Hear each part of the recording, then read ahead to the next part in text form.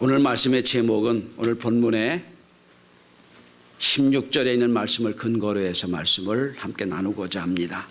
매임에서 푸는 것, 이런 제목입니다. 제가 읽은 책 중에 좀 재미있는 책이 있습니다. 한국생산성본부 본부장을 역임한 이성용 박사가 쓴 5놈이 성공한다란 책입니다. 이분이 성공한 사람을 잘 요약하고 분석해 봤더니 5 부류의 인간들이 있다라는 겁니다. 첫째는 뛰는 놈, 나는 놈, 노는 놈, 주는 놈, 날리는 놈. 여자는 제가 빼겠습니다. 놈자만 쓰겠습니다. 뛰는 놈은 누구냐? 남보다 더 열심히 애쓰는 사람, 성공하더라. 두 번째로 나는 놈은 다른 차원으로 일하는 사람. 예를 들어 칼과 창으로 일할 때 대포와 총으로 나가는 사람. 타이핑을 하고 있을 때 컴퓨터를 가지고 있는 사람. 이것이 나는 사람이라고 얘기합니다. 노는 사람이 왜 승리하냐? 잘 노는다는 것은 인간관계가 좋다는 얘기고, 잘 논다는 얘기는 창의성이 있다는 뜻이다. 잘 노는 사람이 승리한다. 그 다음에 주는 놈도 승리한다. 남에게 자꾸 무언가를 주어서 그 상대방이 빚진 생각을 하게 될 때, 무언가를 서로 주고받을 때 상당히 성공할 수 있다. 날리는 놈도 있습니다. 이거는 그동안에 내 사람은 자기가 열심히 하고 애쓰는 건데 전문적인 사람이 되면 다른 사람들이 자기를 찾아오는 사람이 된다. 날리는 사람. 여러분은 어떤 분에 속하십니까? 일부 예배 때는 답이 없습니다 하는 대답이 나왔어요. 그렇죠? 여러분. 자, 그런데 5 사람이 어떤 부류든지 가만히 보시면 한마디로 유능한 자, 이용 가능한 사람을 사회에서 성공한다는 거예요. 우리 쓸모 있는 사람이라는 말을 많이 하지 않습니까? 사회에서 이용 가치가 있는, 능력 있는 사람들이 성공한다, 이렇게 볼 수 있어요. 근데 여러분, 현대 사회의 경제를 신자유주의 경제라고 하거든요. 뭐 다른 건 다 빼고 아주 간단하게 표현하면 이겁니다. 자유경쟁을 유도하고 국가의 개입은 거의 최소한으로 한다. 이게 자유주의 경제거든요. 신자유주의입니다. 그러다 보니까 무한한 경쟁 속에 성공하는 사람 몇 배로 가는데요. 나머지는 다 루저예요. 그 속에 우리가 살고 있어요. 그렇다면 내가 열심히 뛰는 놈이 되면 위에 나는 놈이 있어요. 내가 열심히 노는 놈이 되면 위에는 또 주는 놈이 있고요. 내가 날리는 놈으로 살아도 더 날리는 놈이 있다는 거예요. 늘 우리는 루저가 될 수밖에 없는 그런 사회에 살고 있습니다. 이 사회에서 남에게 뒤지면 용도 폐기당하는 그런 수준을 밟게 됩니다. 참 어려운 사회를 살고 있어요. 알비 페일이라고 하는 학자가 있습니다. 가치론을 주장했던 사람이에요.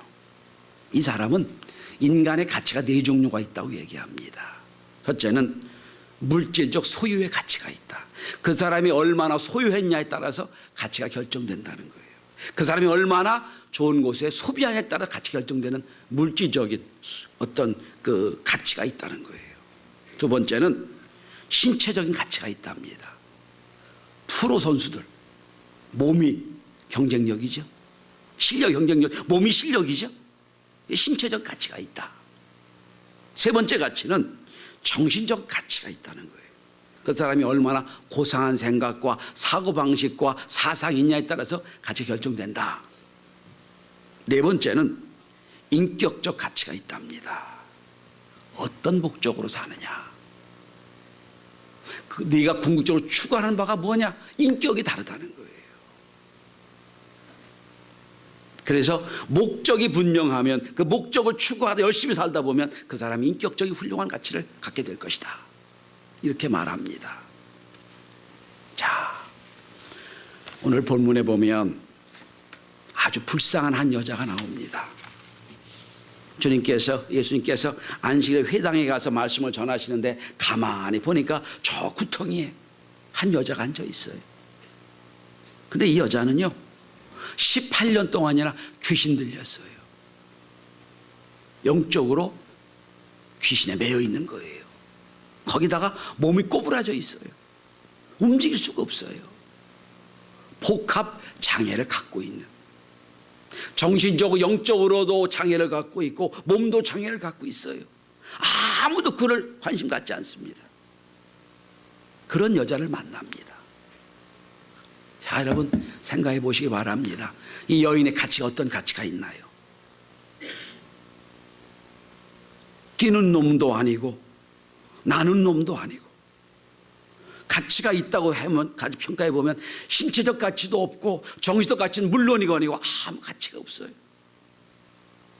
용도 폐기된 사람이에요. 쓸모없는 사람이에요.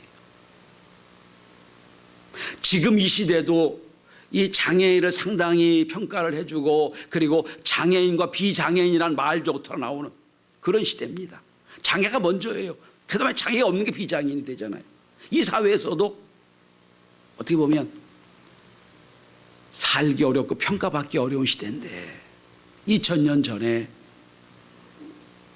장애를 갖고 있는데 움직이지도 못하는 장애를 갖고 있어요. 거기다가 정신적으로도 문제가 있어요. 아무도 그를 신경 쓰지 않습니다. 그런데 형제 여러분, 이 쓸모없는 가치 없는 이 여인을 주님이 만나십니다. 만나셔서 그 인생이 완전히 변화됩니다. 저는 이 여인이 변화된 모습을 통해서 지금 예수님이 어떤 상황이냐면 예루살렘으로 십자가를 지려고 가시는 과정에서 나오는 이야기입니다. 예수님이 이 땅에 오신 목적이 무엇이고 예수를 만나면 우리가 어떻게 변화되는가, 이 말씀을 은혜를 함께 나누고자 합니다. 이 말씀을 함께 나누면서 오늘 이 시대에 주님이 어떤 의미가 있는지, 나에게 예수님이 어떤 의미가 있는지 한번 돌아보는 시간이 될 수 있기를 바랍니다. 첫째로, 예수님은 우리에게 거룩한 가치를 회복시켜 주십니다. 거룩한 가치. 자, 영적인 정신적인 장애도 가지고 있고 신체적인 장애를 가지고 있고 아무런 사람들이 관심 없는 이 여인, 아무도 이 사람 관심이 없어요. 귀신 들렸다고 했으니까 늘 소리 지르며 큰 어떤 그냥 힘이 세가지고 아무도 통제를 못했을 겁니다. 거기다가 스스로 움직일 수 없는 사람. 아무튼 이런 생각을 해봅니다. 몸을 움직이니까 그냥 소리를 지르고 떼굴떼굴 굴르고 했겠지요. 사람들이 그 여인만 보면 아마 피했을 겁니다. 그 여인이 지금 회당 저 구석에 앉아 있어요. 이 사회에서는 쓸모가 없는 존재예요. 가치가 없는 존재예요. 루저 중에 루저예요. 그런데 오늘 예수님은 그 여인을 보시면서 세상이 볼 수 없는 새로운 가치를 발견하시는 거예요. 세상 사람들이 보지 못한 존귀한 가치, 구원의 가치를 보십니다. 오늘 본문을 한번 주목해 보십시오. 16절에 보면 예수님은 이 여인을 향하여 위대한 선언을 하세요. 뭐라고 선언하십니까? 아브라함의 딸이다. 아브라함의 딸이라는 거예요. 이 여인이 아브라함의 딸이다. 여러분, 우리나라 번역에는 이게 번역이 빠졌습니다만 헬라어 원어 성경을 보면 앞에 보라라는 단어가 나와요. 보라라는 말이 나와요. 여기 헬라어로 이두라는 말이 딱 나오거든요. 우리 성경에 빠져 있어요, 그게. 그러니까 성경을 쓰면서 우리에게 주의를 집중시키는 거예요. 보라, 이 복합 장애 갖고 있는 여인을 보라, 이런 뜻이에요. 무엇을 보라고 합니까? 사람들은 귀신 들린 걸 봅니다. 몸이 굽어져 가지고 하나도 못 움직이는 여인을 봐요. 주님은 전혀 다르게 보십니다. 뭘 봅니까?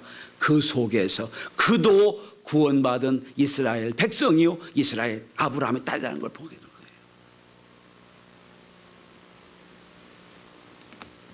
이스라엘 백성이 구원받았다고 여기고 믿어지는 가장 근본적인 핵심이 뭡니까? 이스라엘 백성이 혈통적으로 아브라함의 딸이라는 거잖아요. 아브라함의 자손이라는 거잖아요. 그러니까 아브라함의 자손이다. 이게 구원받은 근거가 되잖아요. 그런데 이 여인은 귀신 들렸기에 아브라함의 자손이란 뜻은 완전해야 돼요. 이 여인은 귀신 들렸기에 아브라함의 자손이 아니야. 이 여인은 질병으로 고생했던 아브라함의 자손이 아니야. 근데 예수님은 그걸 넘어서십니다. 그러고 보시고 말씀하십니다. 너도, 이 여인도 구원받은 가치가 있는 백성이에요. 아브라함의 딸이요, 이스라엘 백성이로다 선언하십니다. 전 상상을 해봅니다. 이 여인이 예수님이 자기를 보시며 말씀한 너도 아브라함의 딸이다 그랬을 때 얼마나 감격했을까요? 그렇게 듣고 싶은 말이었을 거예요. 이방인처럼 회당에 앉아있지만 다른 사람들이 다 말씀을 듣고 예배하는 중에 자기는 늘 소외되고 어떤 관심도 받지 못한 사람이었는데 추한 몸을 가지고 스스로도 이렇게 살아서 뭐하나 죽고 싶어도 못 죽는 그런 인간이었는데 예수님 오셔서 말씀하십니다. 너도 아브라함의 딸이다, 구원받은 백성이다 라고 말씀하실 때 얼마나 감격했을까요? 얼마나 기뻤을까요?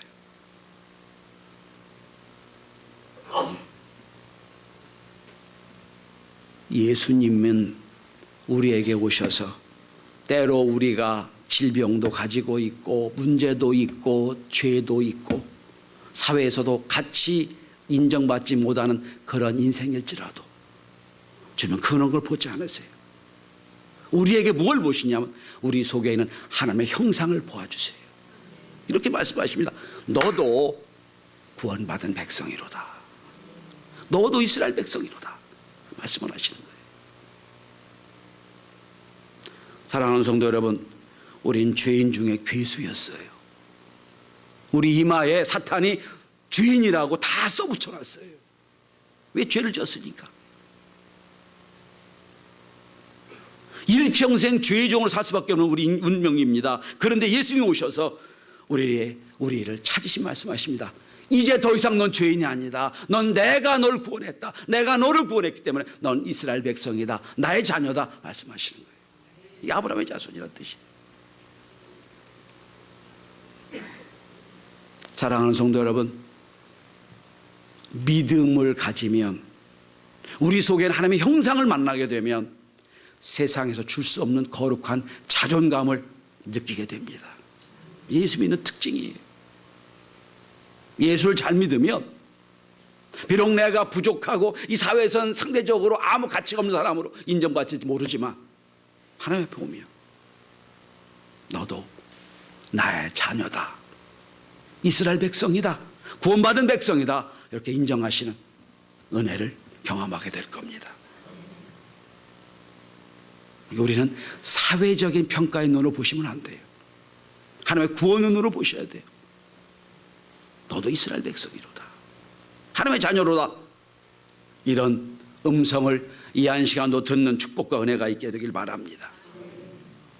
두 번째로 오늘 예수님은 이 여인을 매임에서 풀어주십니다. 매였다는 것은 자유가 없다는 뜻이에요. 이 여인을 보세요. 영적으로 귀신에 매여 있지요. 영적으로 매였어요.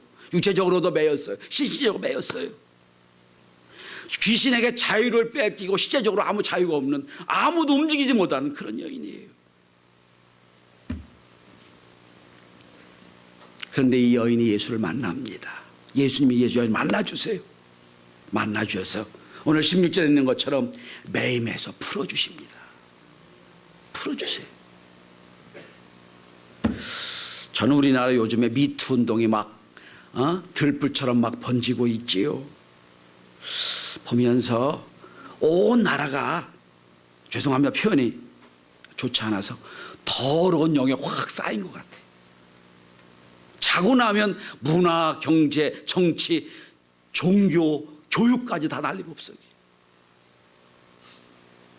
이거 잘못된 건 해결해야지요.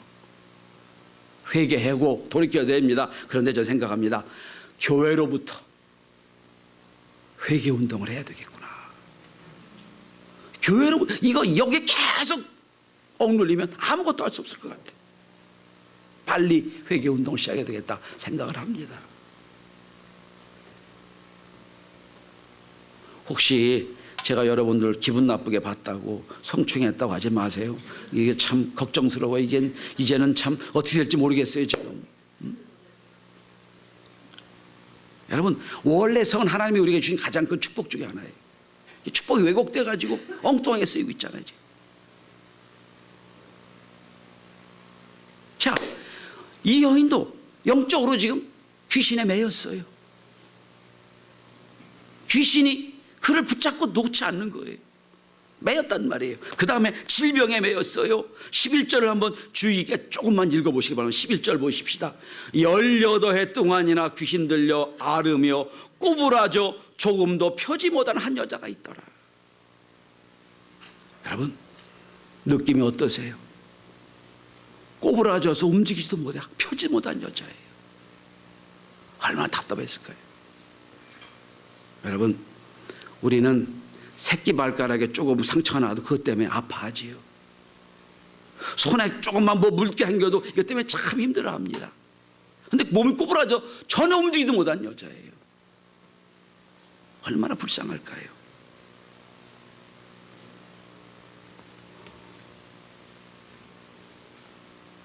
그런데 여러분, 16절에 예수님이 이렇게 선언하십니다. 내 힘에서 풀어졌다. 그죠? 이렇게 선언하십니다. 여러분, 12절입니다. 여자여 내가 내 병에서 놓였다. 선언하시잖아요. 병에서 놓였다. 해방됐다는 뜻이에요. 오늘 이 여인은 18년 동안 영적으로 속박됐고 육적으로도 속박이 됐어요. 예수님이 이렇게 말씀하십니다. 이 매일매일 푸는 것이 합당하지 아니하냐? 맞는 거 아니냐? 만약에 제가 누가복음을 뒤를 쓴다면 이렇게 쓰겠어요. 내가 이걸 위해 왔다 하실 것 같아요. 이 매였던 사람을 풀어주는 게 당연한 거 아니냐? 나는 이걸 위해 왔다 하신 것 같아요. 성도 여러분, 예수님은 우리를 죄의 속박에서, 귀신의 속박에서, 신체적인 속박에서 자유케 하려 오신 분을 믿으시기 바랍니다. 자유케 하셨어요. 예수님은 우리의 질병과 우리의 정신과 우리의 영혼의 속박을 풀어주시기 위하여 스스로 십자가에 매임받으셨어요. 여러분, 오늘 우리는 1년 동안, 매년 바뀝니다만 1년 동안 사죄의 선언을 이사야 53장을 갖고 제가 합니다. 오늘도 제가 여러분 사죄 선언을 드렸잖아요. 한번 이사야 53장을 한번 찾아보십시다. 구약성경 1034페이지예요. 1년 동안 이제 52번 여러분 할 테니까 외우셨으면 좋겠어요. 이사야 53장 5절 1034페이지 크게 한번 읽어보십시다. 믿음을 갖고 한번 읽어보세요. 시작. 그가 찔림은 우리의 허물 때문이요 그가 상함은 우리의 죄악 때문이라. 그가 징계를 받음으로는 평화를 누리고 그가 채찍에 맞음으로 우리는 나음을 받았도다. 아멘. 오늘 말씀을 근거로 이렇게 됩니다. 그가 매임으로 우리는 매임에서 벗어났도다. 이렇게 되는 거예요. 우리를 푸시기 위하여 그분 십자가에 매임 받으셨어요. 이게 은혜입니다. 이게 은혜예요. 특별히 오늘 내 병에서 놓였다라고 말씀하실 때 단어가, 놓였다는 단어가 아포렐루사이라고 하는 헬라어 단어인데 원어가 아플리오란 단어입니다. 이 말의 뜻은 해방이란 뜻이에요. 또 곧 펴고, 오늘 본문에 곧 폈다라고 나오잖아요. 폈다는 단어가 아노르도우라는 헬라어 단어인데 이것도 원어가 회복이란 뜻입니다. 그러니까 해방과 너를 해방시키고 너를 회복시켰다는 말씀이에요.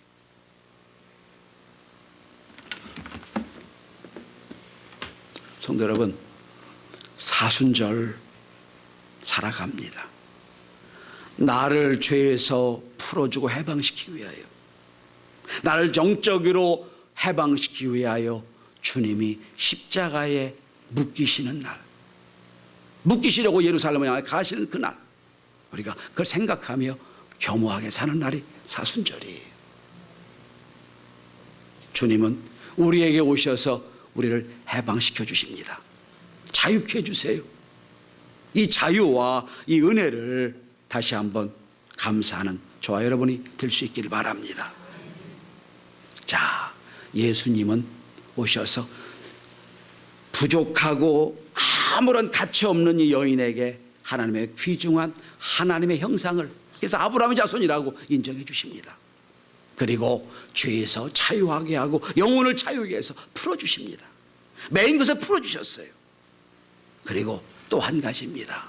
세 번째로 예수님이 오셔서 이 여인을 만나 안식일 되게 하세요. 자, 오늘 본문에 오늘 이 사건이 언제 일어났죠? 안식일 일어났어요. 안식일. 매임에서 풀어준 날이 안식일이에요. 예수님이 성경에 63개의 기적이 나와요. 그 중에 7개의 기적이 안식일 날 하신 거예요.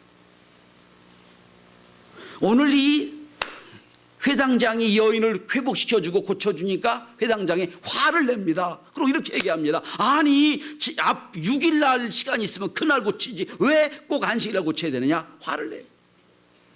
아니, 저 생각해 봅니다. 아니, 18년 동안 회당에 앉아서 날마다 소리 지르고 참 불쌍한 여인을 예수님 오셔 고쳐주셨으면 아이고 하는 감사합니다. 놀라운 역사 일어나는 해야 될 거 아니에요. 근데 이 회당장은 아니에요.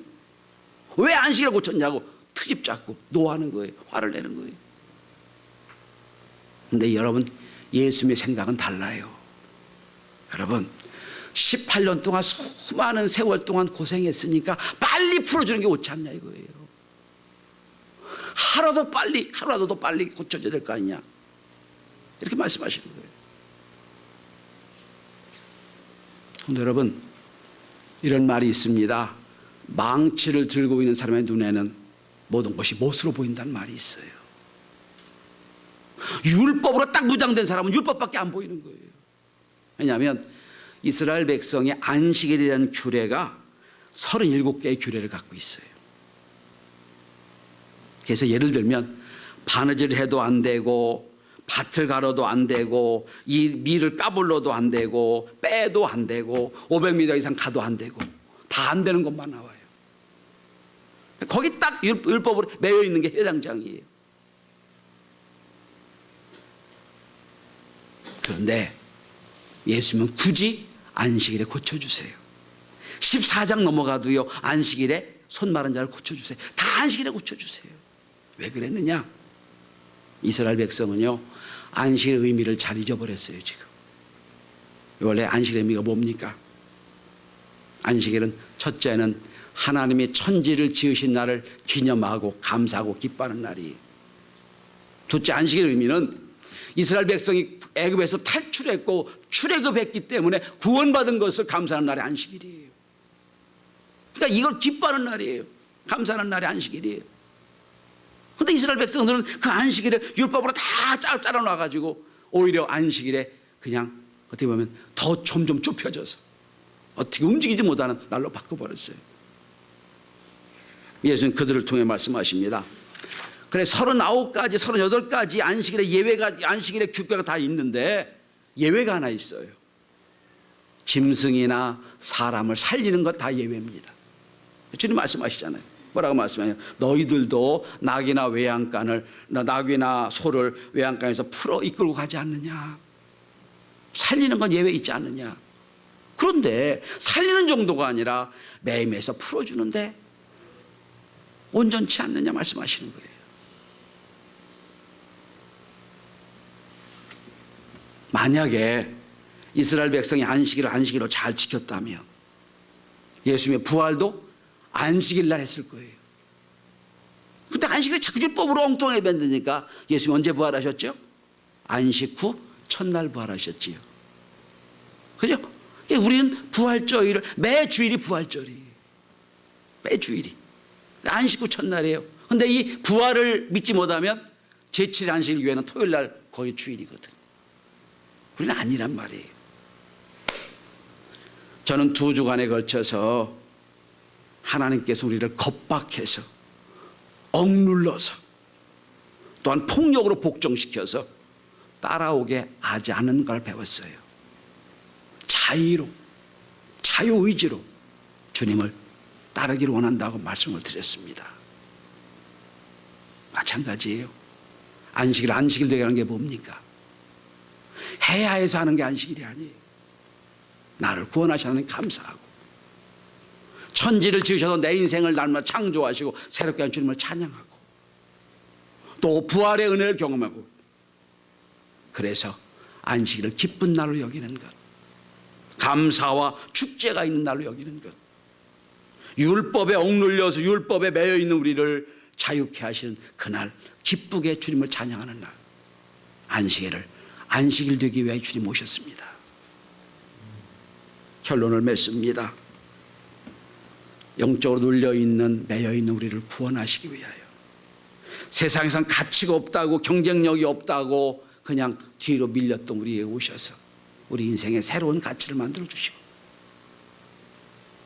우리에게 거룩한 자존감을 얻게 하시고 우리로 하여금 하나님의 자녀로 인정받게 하시는 주님,